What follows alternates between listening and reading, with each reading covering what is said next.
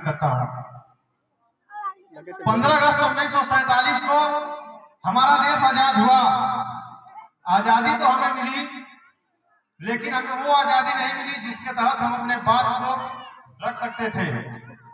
और वो आजादी हमें तब मिली जब हम इस देश में संविधान को बनाए, संविधान लागू किए और एक नियमबद्ध तरीके से कानून की व्यवस्था की गई। स्थापना के तहत कार्यपालिका, विधायिका और न्यायपालिका की व्यवस्था की गई और इसका अधिकार हमें तब मिला जब 26 जनवरी 1950 को हम इस देश में संविधान लागू किए और तब से अनवरत हम अपनी प्रतिभा का प्रदर्शन करते आ रहे हैं। आज के दिन वीर गाथाएं गाई जाती हैं।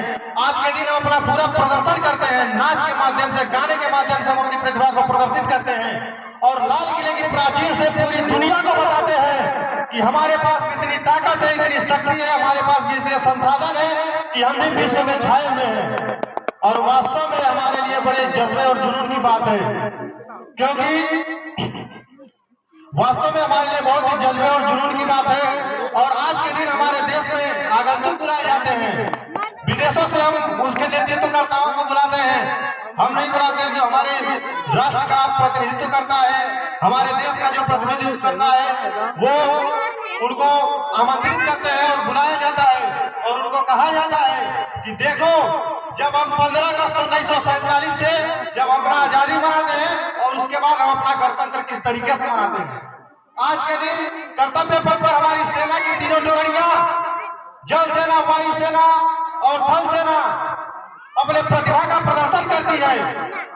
लेकिन क्या आजादी हमको ऐसे मिली? इस आजादी को लेने के लिए न जाने कितने वीर नौजवान, जिस उम्र में हम प्यार मोहब्बत की बातें करते हैं, उस उम्र में शहीद आजम भगत सिंह हंसते हंसते फांसी के फंदे को चुन लिया। और शहीद आजम भगत सिंह ने क्या कहा था कि ये मेरे वीर नौजवानों, ये जो मैं आजादी का दिया जला के जा रहा हूँ, ये दिया जलना चाहिए। और जब मैं इस फांसी के फंदे पर झूल जाऊं तो इतनी लंबी लाइन लगा करके इस फांसी के फंदे पर लटकने को तैयार हो जाना कि अंग्रेजों के फांसी का फंदा ही टूट जाए और मुल्क आजाद हो जाए।